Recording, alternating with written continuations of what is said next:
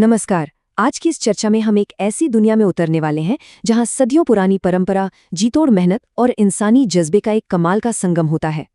हम बात कर रहे हैं भारतीय शास्त्रीय नृत्य की। देखिए, ये कला सिर्फ मनोरंजन का साधन नहीं है, ये तो असल में जीवन जीने का एक पूरा दर्शन है। तो चलिए, बिना किसी देरी के इस शानदार सफर की शुरुआत करते हैं। अब आगे बढ़ने से पहले मैं आपसे एक बड़ा ही रोचक सवाल पूछती हूँ। क्या कला या संगीत में वाकई इतनी ताकत होती है कि वो किसी खतरनाक डाकू का भी दिल पिघला दे? सोचिए, बनारस और इलाहाबाद के बीच बस एक छोटे से गांव हंडिया की एक बड़ी मशहूर कथा इसका बड़ा थ्रिलिंग सा जवाब देती है। आइए देखते हैं आखिर वहां हुआ क्या था। वहां की एक स्थानीय कविता है, बैरागिया नाला जुल्मो जोर, नौ काथिक नचावे तीन चोर। सुनने में थोड़ा अजीब लगता है ना, पर ये एक सच्ची और हैरान करने वाली घटना की याद दिलाती है।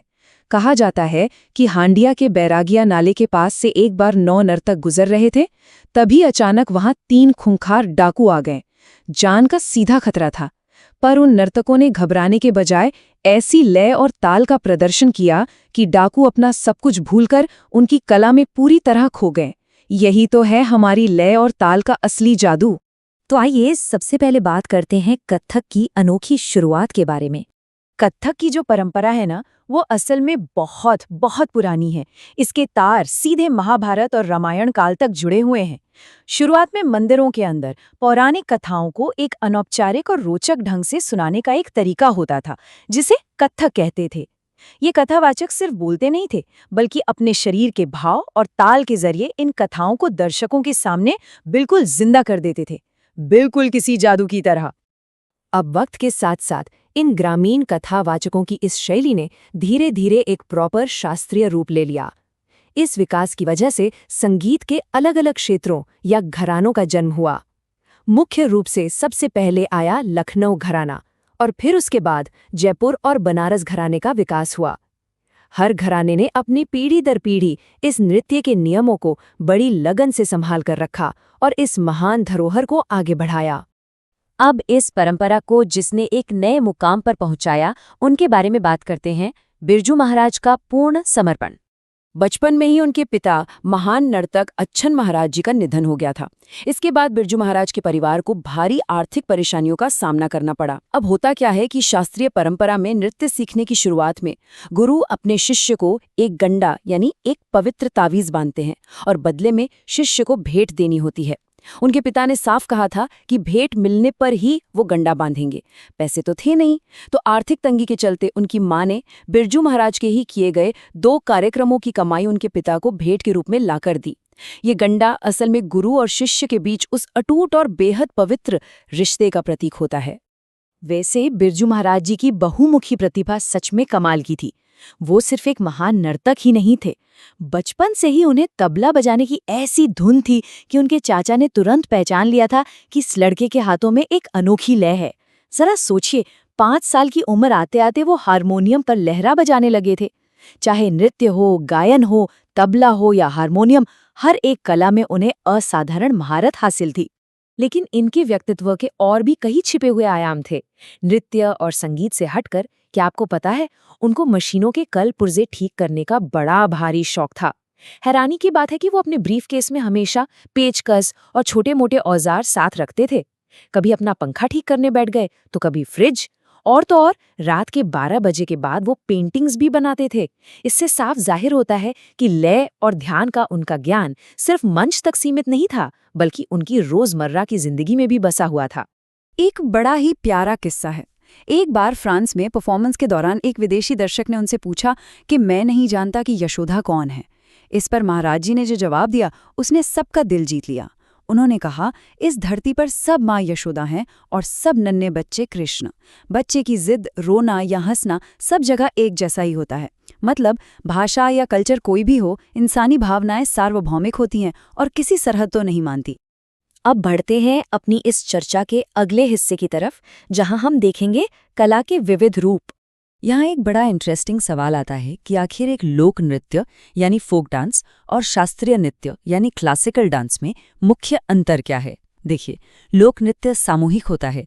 दिन भर की मेहनत के बाद थकान दूर करने के लिए या किसी त्योहार पर मन बहलाव के लिए लोग इकट्ठा होकर नाचते हैं। वहीं दूसरी तरफ शास्त्रीय नृत्य एक विशिष्ट नियमित शैली है जो खासकर दर्शकों के सामने पेश करने के लिए की जाती है। इसमें एक कलाकार अकेला ही मंच पर काफी होता है और इसका पूरा स्ट्रक्चर बेहद अनुशासित होता है।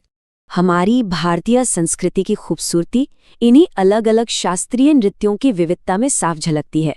चाहे वो उत्तर भारत का अपना कत्थक हो या दक्षिण भारत का सबसे प्राचीन भारतनाट्यम, चाहे आंध्र प्रदेश का कुचिपुड़ी हो, केरला की महान परंपरा कथकली और मोहिनी अट्टम हो, या फिर ओडिशा का ओडिसी और पूर्वोत्तर के मणिपुर का मणिपुरी नृत्य।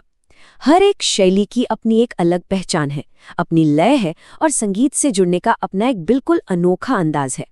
और एक और सबसे महत्वपूर्ण बात बताऊं, संगीत और कला केवल देखने या सुनने की चीज नहीं है। बिरजू महाराज जी का सख्त मानना था कि संगीत सीखना हर किसी के लिए जरूरी है, क्योंकि ये हमें अनुशासन सिखाता है।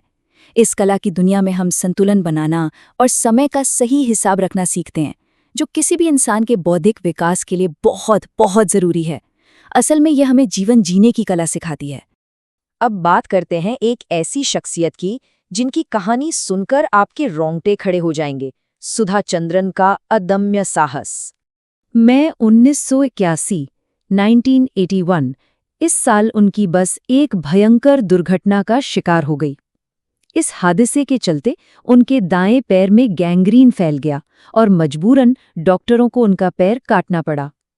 एक बेहतरीन नर्तकी का पैर कट जाना सच में सब कुछ छीन लेने जैसा था, पर उम्मीद तब वापस जागी जब वो जयपुर में एक कृत्रिम अंग विशेषज्ञ डॉक्टर पीसी सेठी से मिली।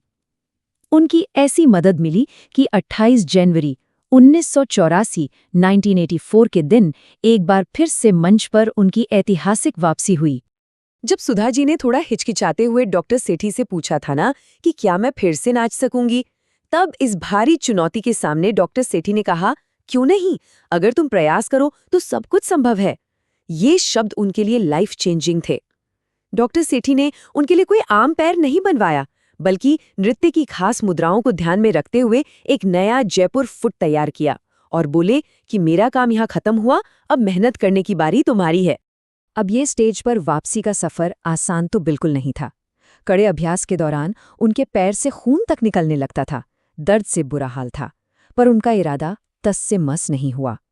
आखिरकार मुंबई के साउथ इंडिया वेलफेयर सोसाइटी के हॉल में सुधा चंद्रन ने अपना सार्वजनिक नृत्य प्रदर्शन वापस दिया। ये उनकी जिंदगी का सबसे कठिन दिन था, शायद उस दिन से भी ज्यादा जिस दिन उनका पैर कटा था। लेकिन उनका प्रदर्शन इतना फ्लॉलेस रहा कि दर्शकों ने उन्हें पलकों पर बिठा लिया। ये सिर्फ एक डांस परफॉर्मेंस नहीं थी, ये इंसानी जज्बे की एक बहुत बड़ी ऐतिहासिक जीत थी। तो इस ऊर्जावान एक्सप्लेनर के अंत में हमें खुद से एक सवाल जरूर पूछना चाहिए, चाहे वो बैरागिया नाले की कथा हो, बिरजू महाराज का कला के प्रति पूरा समर्पित जीवन हो, या सुधा चंद्रन की कभी हार न मानने वाली आत्मा।